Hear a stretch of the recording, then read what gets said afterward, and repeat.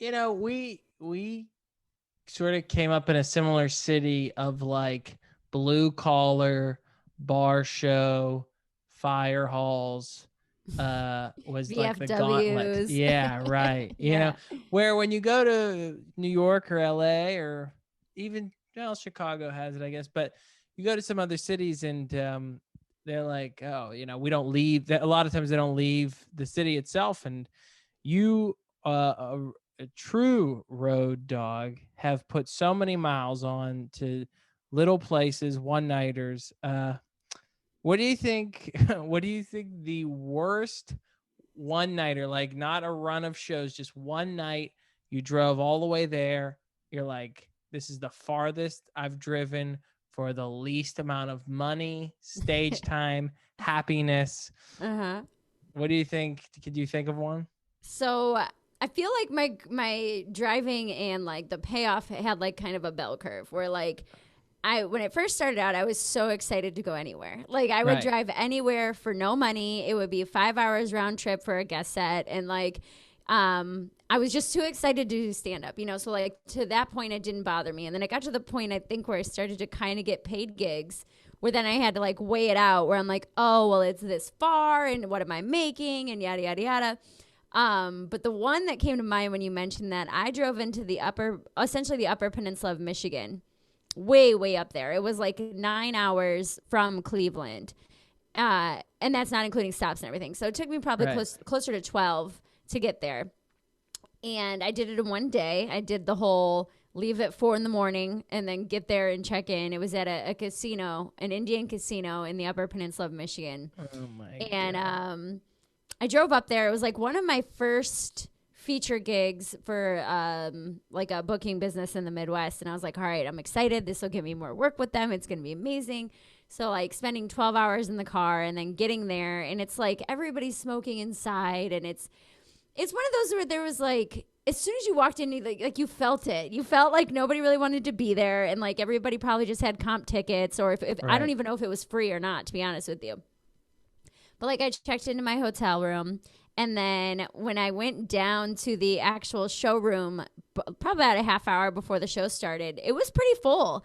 Like there was like probably, I'd say 60 or 70 people there, which some of Yeah. these gigs you get there and there's like 9 people and you're like, God damn it, So it's like, okay, and then as the show started, like to get closer to showtime, there was probably close to like 100 people. And I was like, all right, like this is gonna be great. We're gonna do this. It's gonna be awesome.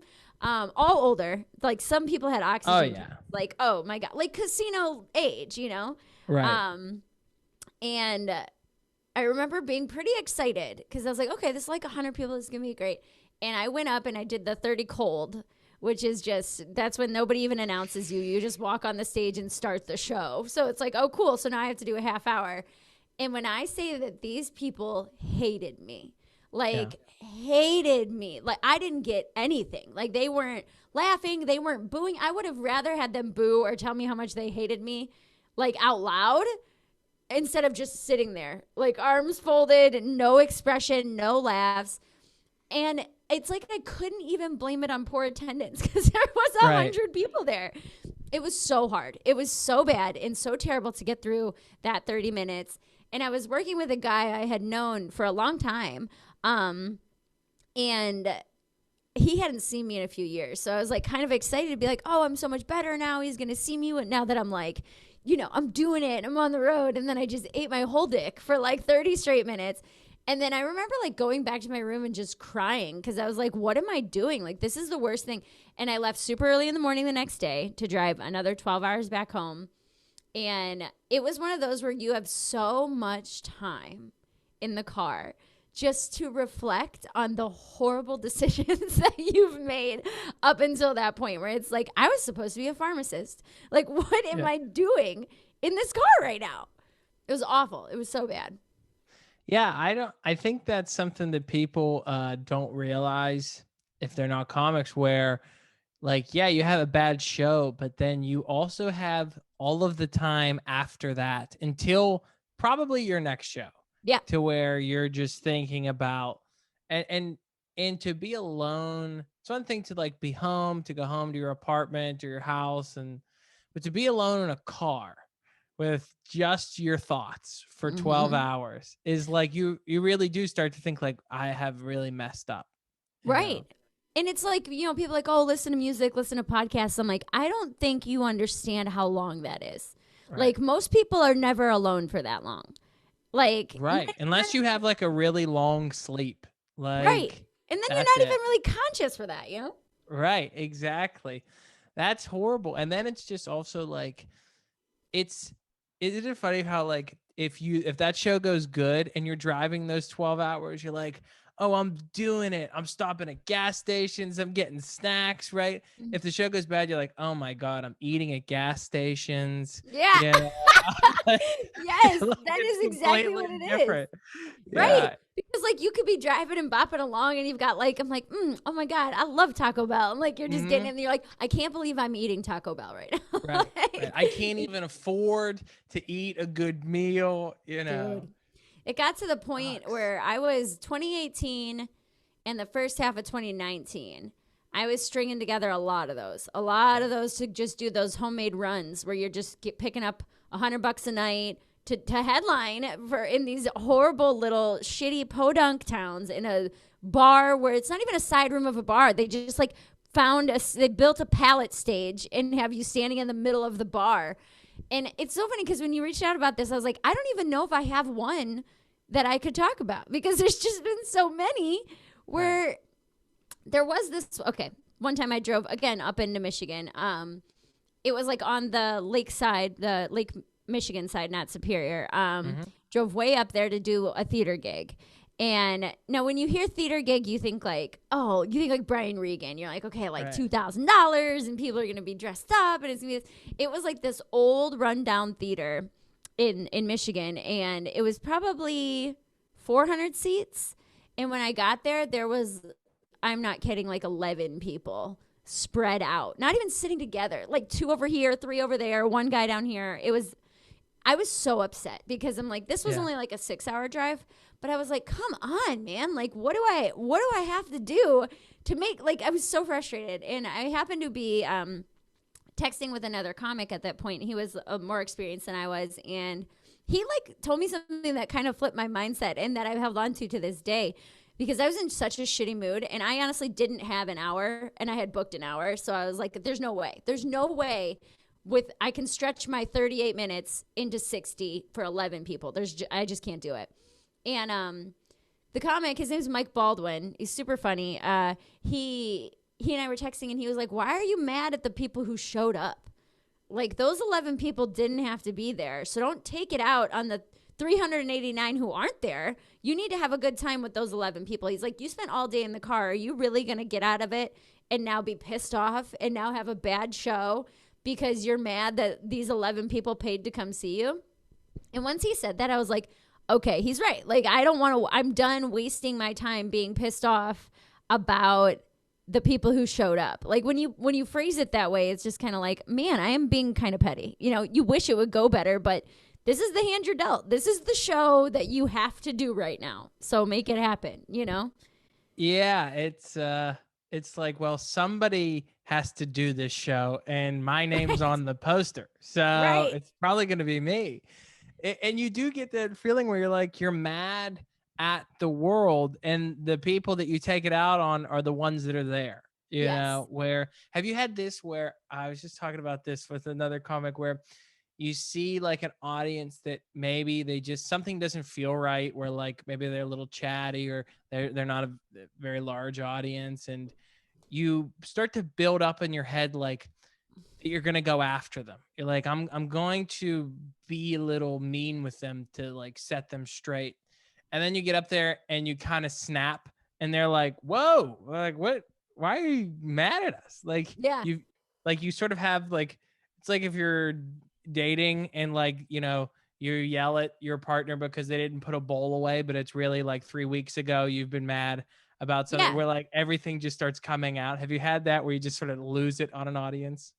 Well, I relate that to like going to work and starting a fight with a coworker before you even get there. I don't know if you've ever done that, but I've worked service industry so much that when I would see the schedule and I would see that one person's name where I'm like, I swear to God, if he says one word to me. And then like the whole way there, I'm like planning the fight out and I'm getting there. And then he'll like come in and just be like, hey, did you have any more cherries? And I'll be like, the fuck do you mean are there more? You know what I mean? Like, Right. and he's like, we're out of cherries and I didn't know. But I had been planning this fight all morning. Like all morning I had been waiting for something to argue with you about. I've had that where you'll get into a show and it's kind of like you said, I don't really want to be there, or I'm kind of on autopilot with it. And I'm like, ugh, like going through the motions. And then it's like they're reacting how they should. Like if you were to pay to see somebody get up there and half-ass it, you'd be a little annoyed and maybe not into it. And then so I'm half-assing it, and then I'm annoyed that they're reacting how they should. And then I'll snap on them because I'm like, what, do you guys just not even want to be here? And they're like, well, you don't want to be here. So like, why are you yelling at us about it? You know? Yeah. It's a weird feeling like in your head where you're like, you know, you've messed up, but you've also like stepped too far across the line to totally tone it down and be like, I was just kidding, everybody. I'm not insane. You know, like you can't pull it. Once you pull the gun out, you can't put it away. Right. You know? And that's the worst when that happens like 8 minutes into your set and you're like, God damn it. I got another 20 minutes up here that I have to figure out. Because they already hate you, so there's no getting them back, you know. I was the house MC of a casino gig in Cleveland for almost probably 2 years, maybe a little bit more. And I was doing it every weekend, every single weekend, Thursday to Saturday. I was doing the shows, and I'm sure casino gigs probably come up on here a lot just because they're so terrible. And the reason why they're so, it's just like the demographic they did. And I was like 23 maybe at this point. So like I'm speaking to essentially my parents and grandparents. And anyone who's in their 60s is going to look at a 23-year-old and be like, you don't have any idea what you're saying. Because you don't know what you're saying. But I'm like, they just don't get me. Oh, they don't even have Twitter. How am I supposed to make this relatable? You know, like I'm mad at them for being older than me. But I had a lot of nights like that where I would get up there and I would be so frustrated because I wasn't an experienced enough comic to try to like do any kind of crowd work or try to get them on my side. It was literally just like go up there, tell my jokes, and they didn't like them. So I would get annoyed and then I would yell at them about not liking them. Like, do you guys even want? And then I would watch like these road hack guys go up and murder and get like standing ovations. And I'm just like, why am I even here right now? Like this guy's been telling the same jokes for 30 years. And I thought I had a really killer bit about say to the dress, you know what I mean? Or whatever it was. Right. The worst. Oh, it's the worst. And then the casino gigs suck kind of like a cruise ship gig where when the show's over, you're probably staying if you're staying at the casino, you're staying with all the people in the show. Mm-hmm. So like there's that night where you're like, I guess I just better go back to my room. You're not going out to like celebrate or gamble because you're probably losing money on the gig. Well, that's where you're wrong, is because as someone with an addictive personality, I've had to start asking for my casino gigs and checks where I'm like, don't let me cash this here because I'll be so mad that I'm like, fine, I'll take this $300 and I'll double it. And then I lose it on a Buffalo slot machine. You know what I mean? Right. Yeah. Oh God. I've been to a couple casino shows with, our buddy Ray Zawadney, and I'm like, can you give this to us in 3 days? Can you pay us? Don't give us the money now. Because whether this goes good or bad, we're either going to be celebrating or we're going to, like you said, be like, I'll show the casino. Right. Yeah. This is what you get for booking me. Right. Or you know, if you're staying there, then you got to get up and it's like, well, I get a free breakfast and I can't really miss like a free. And then you're like, okay, I'll just get a table in the corner. And it's just people are walking by like, oh, were you right, you were on last night. It's like, yeah, that was me. That was me up there for a half hour pouring my soul out to you. You know? Dude. Well, and the best is when they don't even acknowledge you. When it's like someone you definitely saw at the show. Like they were in the front row and then you're like next to them in line at the buffet and they just are like eyes down, focused on the wet scrambled eggs. Like they're not even giving you, like they won't even acknowledge that you were a person or two performed for them last night because that's how uncomfortable it was. Yeah. Has this happened to you before? This seems to always happen to me at your home club, Hilarities, where the bathroom for the comics in the audience is the same, where you walk into the bathroom and there's people from the show in there. And Yeah. there's like this awkward thing if you've already gone up where you're like, do I say hi? Do they say hi? Do I acknowledge that that was just me on stage Hmm. talking about Ubers? You know, Right. like, I don't know. It's such a weird moment. I've been in the bathroom and heard girls talking about me before. Oh Like, my because women are in God. stalls. So Right. you're not like hanging out at the urinal, you know? So I've been Right. like in a stall before. I've never heard him say anything like bad per se. But the one time I do remember, I was sitting in the stall and I hosted. So I went up first and just did 10 Right. minutes or whatever. And I think the feature was on. I went to the bathroom and there were two girls I heard talking. And the one was like, oh, it's pretty cool to see a girl up there. Like, we don't normally see girls or whatever. And she's like, then the other girl's like, yeah, well, I don't normally think women are funny. And then the other one's like, yeah, she was okay though. Like, you could tell she was new. And I'm like, I've been doing comedy Oh. 7 years. Like, what are you talking about? But I've never Oh had my anybody like, that bitch was horrible. But I have had that experience where I was like, here we go. Like, awesome. Yeah. They don't know that I'm in the stall next to them, you know? Right. God, those years of hosting at like one or two clubs where you are just getting nothing. You're getting no recognition, no credit. It's the worst. It is. I think it's the worst period of comedy. That's when I was the house MC at that casino gig here. I think it was years. I think it was 2014, so it would have been years 2 and 3 of comedy. When you're not good, you're not Right. good yet at Right. years 2 and 3. You've got probably 7 minutes that Mhm. you can do in a bar, and it'll do Mhm. okay.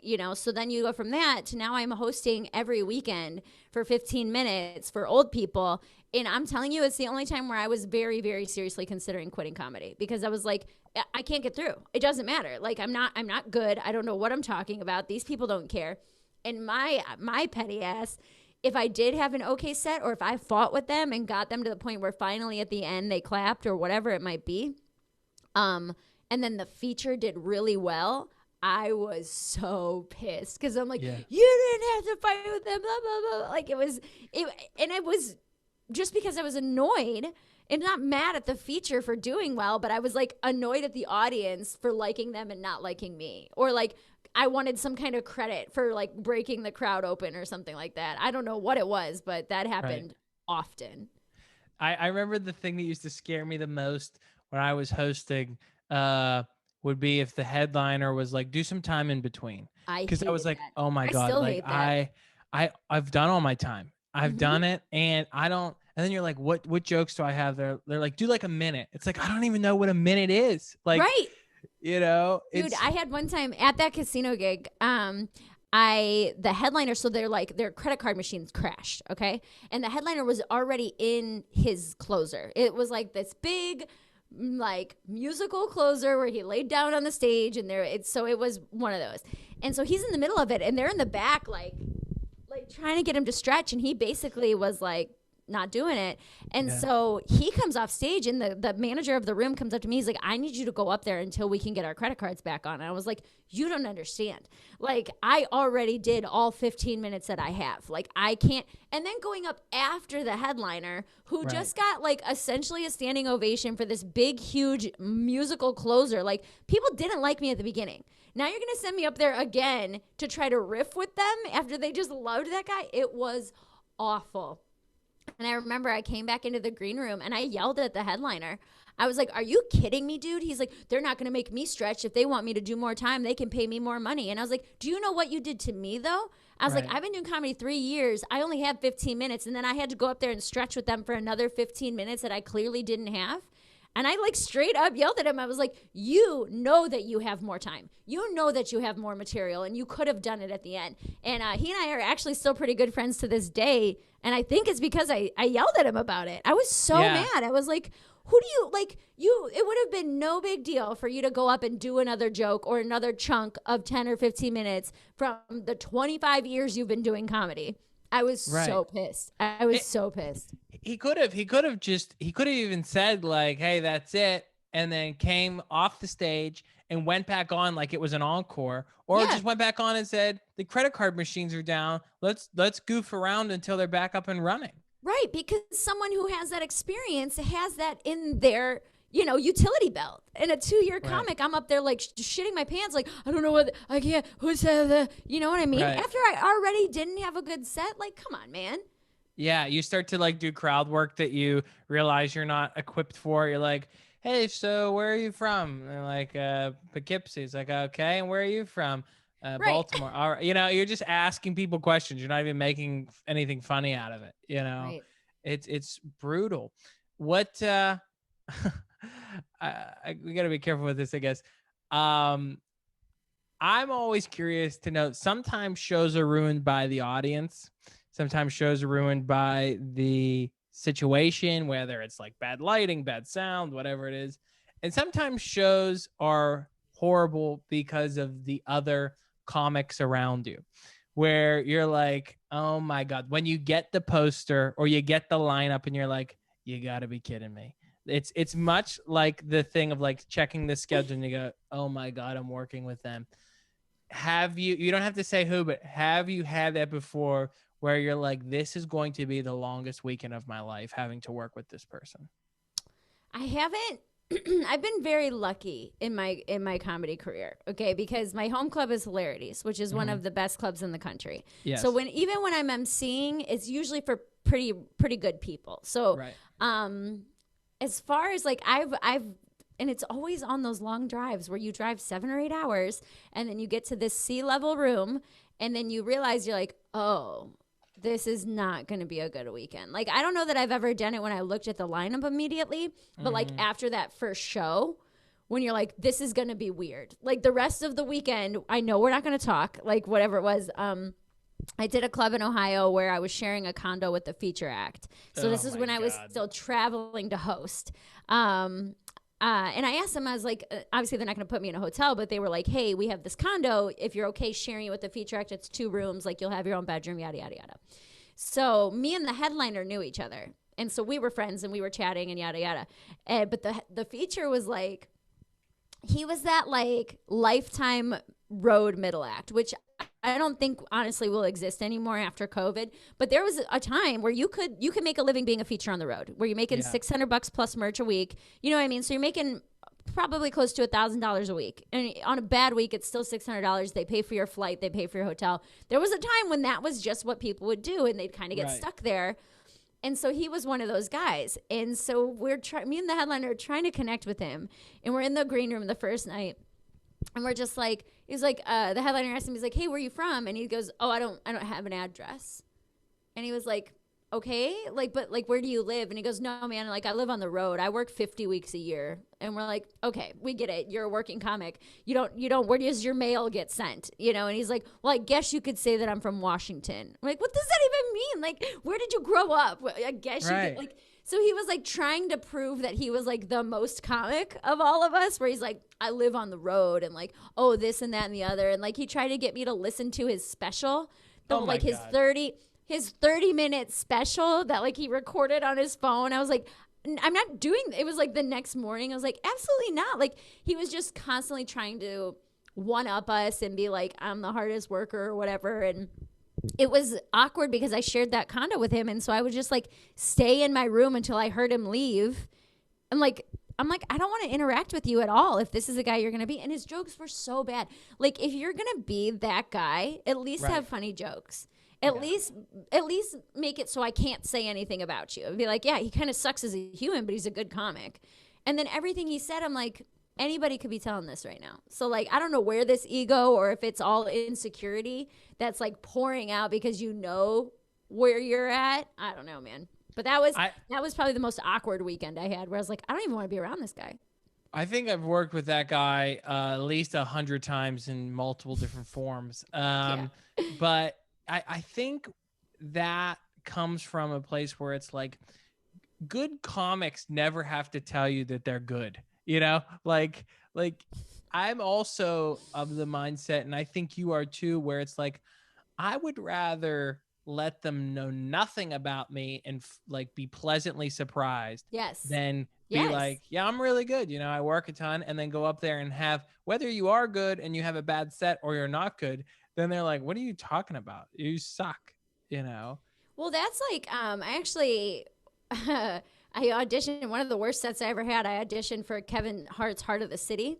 And it was so bad, dude. We were only supposed to do like 4 minutes. And then I did that thing that you're never supposed to do where I was looking for something to close on, but I wasn't getting anything the whole time. So now I've done like 8 minutes and they're like flashing me like, get the hell off the stage. You're bombing so hard. And, what I did, my mistake, I didn't know this. I went up and I was the only person who gave the host an intro. There was like 40 comics on this lineup and they were taping it to send it into Comedy Central. It was in like a jazz club downtown Cleveland. The whole thing was very poorly run. Just like the logistics of it. Like it was way too many comics for one night. Everybody was drained. And that's, I mean, not exactly my demographic, to be honest with you. And I when I got off stage, the host was kind of drunk and he messed up my intro. But my intro was like, oh, she was named the funniest comedian in Cleveland like 3 years in a row or something like that. And when I got off stage, one of my friends, who was a black guy, he was like, yo, don't tell black clubs that you're funny. Like, what are you doing? Because now they're going to want you to prove it. And I don't really work, urban rooms or anything like that. And so once I did that, I stopped giving intros altogether. Any club, any audience, because I'm like, you know what? I would rather go up them, like you said, them know nothing about me than give A, B, C, D, E, and F and then be like, okay, well, I'll prove it. Here we go. Let's see what you got, Yeah, I am very similar where they'll go, what do you want me to say? I go, just tell them I'm in from New York. Just please don't, as little as possible. Because first of all, these people don't care. They do not care what I've done, what I've attempted to do, and they probably won't care when I come off stage. Right. Because they're not going to remember me. Right. Exactly. It's like, so let me just get up there as quickly as possible and get to work. It's funny that you bring up that Kevin Hart thing, because I think you are probably in the place now where at the time you go, this is a huge opportunity for me, right? I was devastated, dude. Right. I came off a stage and I was sobbing, like, because I thought I had blown my only chance at Comedy Central, and this was 2017, I think. But I was heartbroken when I got off stage. Isn't it funny that even like probably in 2017, you probably go, yeah, I think I have this figured out, right? You probably start to think like, I have this figured out. And here we are in the beginning of 2021, and you realize that, oh, I didn't. And you start to have to accept that I probably never really will. But because now if you have a show that's a big opportunity, it doesn't go well, you're probably bummed, but you're like, well, I'm used to this. I'm used to things not going well. I think what's changed for me is my mindset, where I put so much pressure on myself to have that audition go well. And I've done that a lot of times when there's been like a comedian I really respect in the audience and I know about it, or like a booker or whatever, and I'll put all this immense pressure on myself to do well. And honestly, in the last year, 2019, beginning of 2020 was kind of when I let go of that, because I was like, I'm not going to have fun. Like that's okay. It was 2019 because I had just gotten a college agent. Like, so I was trying to like tape clean sets to send in. And I was so like worried and focused and with putting all this pressure on myself to get this perfect tape. And if it's not a perfect tape, then I won't get accepted into comedy festivals. I don't get accepted into any comedy festivals, by the way. Right. So I'm like, if I just had a better tape or I had this, so I'd put all this pressure on myself before these sets. And then when I let go of that and I was like, fuck this, I don't care anymore, I am going to have fun because this is what I love to do, is honestly when I started having way better sets. When I was like, screw it, it's one tape, I'm just going to tape them all and then see what happens, But when you let go of that pressure, I think it's like, because you're at home, you're kind of like, okay, you're like, you know how to be on stage, you know how to be funny. Why are you making it so much harder on yourself, Right. The idea of being like, all right, I have to tape this weekend or I have to tape tonight. You just know that something is not going to go well. You're like, well, I'm going to swear or I'm going to mess up a joke. I'm going to forget a line. I remember I was trying to tape a set for like late night submissions. And it was like every video I would get, I was like, there was something wrong. I was like, what is wrong with me? Like I've done these jokes a million times. And you're like, you just can't get over that hurdle that the thing is on, that it's recording. you Well, know? I just recorded my album in December, and it was kind of similar. Well, I mean, it's a little bit of a different situation because I didn't really have any lead up shows. Because Mm-hmm. normally you can go do. I could have gone and done the road 3 weeks before my recording and really had it hammered out. I really only had a couple nights to get it Right. right, so I was a little nervous about that. But once I had like one good show in the bag, I was like, let's have some fun. And so I thought for sure that Saturday Late Show was like meticulously planned out exactly where I wanted everything. It went very well. Awesome crowd reaction. I'm like, that's the show I'm using. And then I had 2 shows Sunday where I essentially just kind of played around. I did the jokes I wanted to do, kind of switched around the order, went in and out of crowd work, and then I ended up using like 90% of one of the Sunday shows. When I was Right. dead set on Saturdays how I want it to sound, it was amazing, it was this, but just having so much more fun, like that came across on the recording where I felt more relaxed and the crowd was responding better because it wasn't so rigid. And I think comedy's not meant to be rigid. And when you're nervous or you have pressure on yourself, that's how you get. And the audience can feel that. And they're like, why is she so uncomfortable? It's making me uncomfortable that she feels weird about this, you know? Yeah, it's a very in the moment thing. It's supposed to be experienced live. You Yeah. know, that's like even the best specials. It's 10 times better if you're there. You Mm-hmm. know, so you have to remember that, like, I guess that the people in the audience are still who you're performing for. Even though it's being Yeah. recorded, you still have to give them a really good show. Right. And that goes back to what the comic told me when he was like, don't be mad at the people who are there. Like, Right. yes, you're recording this for an album, but you're still in this performance. There's still people in this audience. So don't worry about the back end stuff. Have the Right. best set you can have right now. You Right. know? I Mary. had one thing I wanted to ask you about. Yeah, go ahead. Have you ever had to open for like YouTube stars or like TikTokers or anything like that? Oh my God. Yes, of course. Like 3 o'clock in the afternoon at an improv or something. And, there's like 13-year-olds in the audience. Yeah. It's the worst. Those are in most recent years, where I'm like, okay, I'm 9 years in. I know how to handle an audience. Those are some of the worst bombs I've ever had. Like, you want to talk about a hell gig where it's like everything is set up amazing. I'm at one of the best clubs in the country and it's sold out. There's 400 people here. And then you get up and you just are like, I don't understand how nobody is laughing right now. I mean, those are the soul crushing ones to me. Well, I think it's that's not what they're there to see. It's pretty obvious when you're doing 10, 15 minutes, whatever it is, before the headliner, and they come out, and they play videos. They don't sometimes they just play videos and they answer questions about their videos, and you're like, wait a second, people paid $90 to be here. Yes. They paid to have a meet and greet. They bought the Sharpie because you sell Sharpies. I've seen them do that where you have to buy a Sharpie and a photo and pay for the autograph, and it's like, you came out, you did 10 minutes of question and answers. You played videos that made you popular, so everybody has seen them already.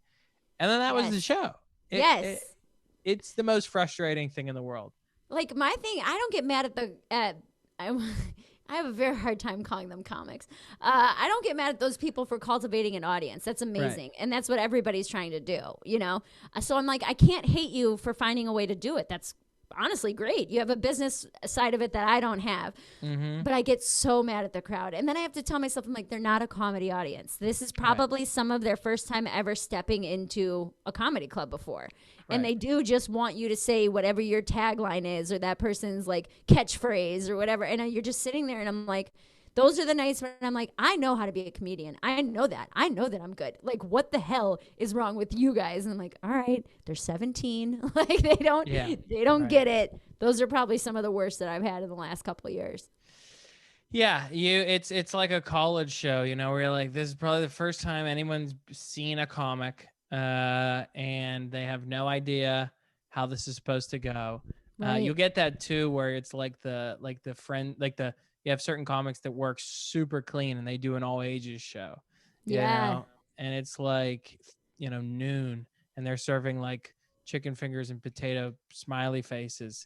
And they're like, yeah, just do like your clean set. And like, I'm a clean comic. And I'm like, I don't even know what clean is. Like, right. I have no idea what I'm going to talk to these people about. Right. I have literally nothing to say to you. Right. Oh God, Mary, you had mentioned that you just recorded an album. That is Yes. crazy. Yeah, it is Who crazy, knew? to be honest. I am No, it's amazing. It's amazing. Tell us about it. So I am kind of a perfectionist when it comes to stand up because it's the only thing I've been good at and the only thing that I've cared enough about, to be honest with you. And Mhm. it's been 9 years. I'll be 9 years in February that I've been doing stand up, and I've not recorded anything yet because kind of like putting the pressure on yourself, but it's like I feel like jokes are never really done.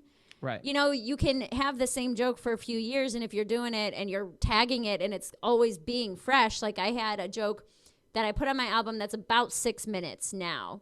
And when I started it, it was like 2 lines, you know, Mhm. and they were funny 2 lines, but like it grew over the course of like a 2 year period and being on the road and tagging it with this and that. And so that kind of stuff makes me nervous where I'm like, well, what if it's not done yet? What if 6 months from now I find that one word that's been missing and it's incredible, you know?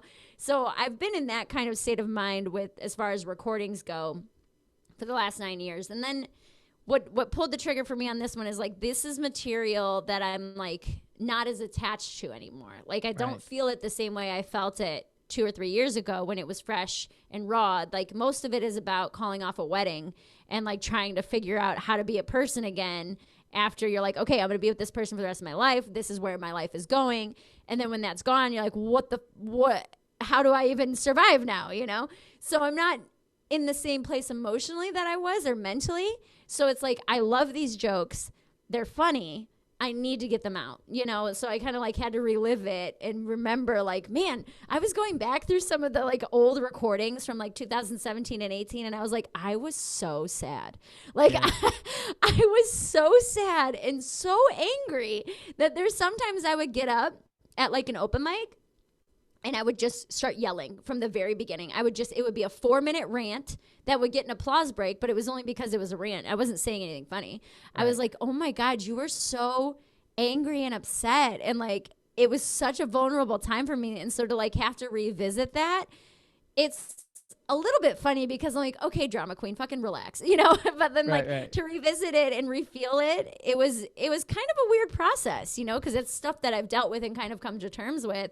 And then it was like kind of like picking open a scab, you know? Right. Yeah, you have to So go back into it. There are some tapes and some notes that I don't have it in me to listen to or look at, like, you know, post breakup run of shows where you're like, I'm gonna write some deep stuff and it's gonna connect with people, and then you're like, oh, this is good, but it's not funny. Where you're it's like, so sad. I'm the other problem with this is there are no jokes in it. Yes, You you're know, reading a diary entry. yeah.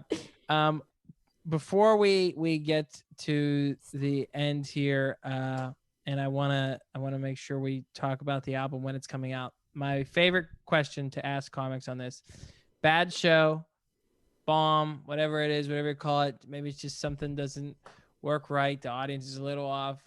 After the show, what's the thing that you do that sort of picks you up out of it and puts you back in the right place? Makes you, or it could just be like the shot of, you know, the shot of dopamine. You know, it's like the thing that at least you're not so sad or bummed about that show anymore. What's the thing that you like to do? Man, I have a bad tendency of sitting in a bomb. So Mhm. I'm a sober person, so I've learned a lot through 12-step meetings and things like that. And one of the things that they teach is to feel your feelings as they come to you. So like because when you're drinking or addicted to things, you push feelings away. So I do that where I'm like super upset and I just feel like I'm the worst comedian there ever was, and I try to feel it in its entirety and like, okay, here's what it is. You didn't do well. All right. And then it's almost like you get analytical. For me, at least, I get analytical about it. I'm like, okay, why didn't you do well? What was it? Was it the crowd? Was it you? Were you in a bad mood today? And I kind of like almost go through it and analyze it. And for whatever reason, that always makes me feel better because usually by the end of me asking myself those questions where it's like, okay, let's break this down. Let's figure it out. And sometimes there's no answers. Sometimes it's like, I don't know. I was having fun. I thought they were having fun. And then something switched, you know. But I feel like going into it with kind of a more analytical standpoint feel your feelings. I'm sad. I'm pissed. I'm the worst comedian there ever was. I have to quit. And then I feel that for like a half hour, an hour, whatever that lasts, the drive home. And then once I get home, I'm like, okay, now what really happened? Let's actually look at it. And so say it's for a YouTuber. And I'm like, okay, they don't know what comedy is. They're young. I'm up here talking about sobriety and they're all drunk on White Claws. You know what I mean? So Right. like, for whatever reason, being able to analyze, and sometimes it's me being able to analyze it and break it down as to why I didn't do well makes me feel a lot better. Yeah. And I don't know. And then like Chris, I think it's Chris Rock who famously talks like everybody bombs. Like you're going to do poorly. And if you don't learn how to grow from that, you're going to be stuck as this bitter person, you know? So I try to analyze it, look at it from the bright side, remember that everybody bombs and just deal with it and move on, you know? I like that you started that by saying, I have a bad habit or I have a problem with sitting in it, when that was probably the most constructive, most like mentally healthy thing to do after a bad show. You were like, yeah, I have this real problem where I like to analyze what went wrong and feel my feelings as they come. And then I put those to the side and I go through the set line by line and I reassure myself that I was like, maybe she gets a cheeseburger or something. You know, I'm over here. You know, Dude. I'm in Des Moines and I have a bad show and I'm like, okay, let's see if there's a Denny's open and I'll cry into a cup of coffee there. Like, yeah, I have this real issue where I take this very seriously and I try to get better and progress. Well, I wish you well with that problem. I guess I didn't think of it that way. When I meant I problems, all right, you're right. I can't explain it. I deal with things in a healthy way because I've paid too much money for therapy not to. Okay. I know. And it does feel like a comic thing to be like, isn't it funny to see like comics start to take care of themselves, where there was a time when you get into this, you're like, oh, this is nuts. Everybody's wild and drinking and partying. Yep. Yeah, right. And then like a couple years go by and you're like, oh, I need every ounce of energy I can for this. Mm-hmm. So the whole Animal House thing goes out the window. It's like you won't survive in this if you do that. Well, I mean, there's some comics that never let go of it, and that's just who they are. They're just like the party guy, and you know, I've had weekends with them where I'm like, God damn it, I'm gonna be hungover all weekend. I already know it, you know, and that's just who they are as a person. But even not in sobriety, and I was drinking pretty heavy the last couple years. I was drinking. I was a blackout drunk. But progressing in comedy, I would make a rule for myself where I was allowed to take my first drink of the night on stage with me.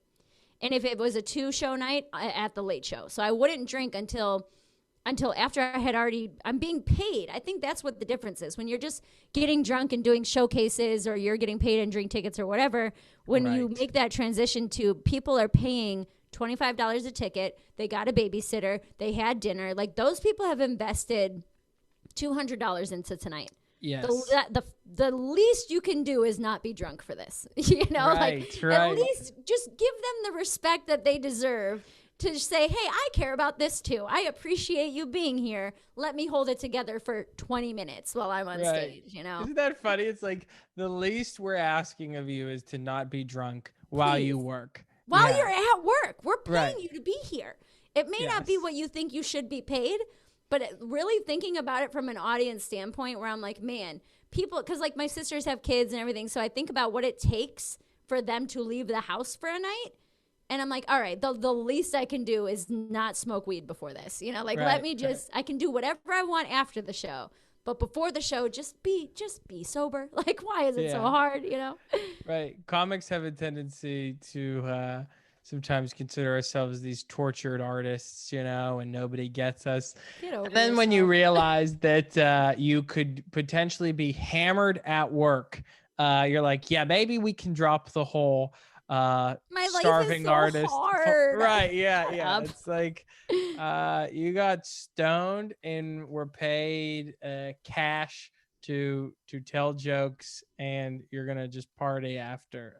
It's not, I wouldn't call yourself, you know, a philosopher. But anyway, Mary, thank you for doing this. Let's talk about this album. It comes out on February 26th. Pre-sales have started now. And where can we find it? So the link, the easiest way to get to the link is just to go through my social media. So it's at Mary Santora Comedy on Instagram, and then the link is right there in my bio. And then at Mary_Santora on Twitter. Same thing, link right there in the bio. You click it, you can go do the pre-sale order, and then it comes out for a regular sale on February 26th. But the pre-sales help. So if you can order it before that date, that would be awesome. But yeah, so it's super easy. Just click that link and it'll take you right there. And the album is called? Hillbilly Boujee. Perfect. Yes. Perfect. 2 words that describe me perfectly. That's great. Well, Mary, I really appreciate your time and best of luck with the album. Thanks, Carl.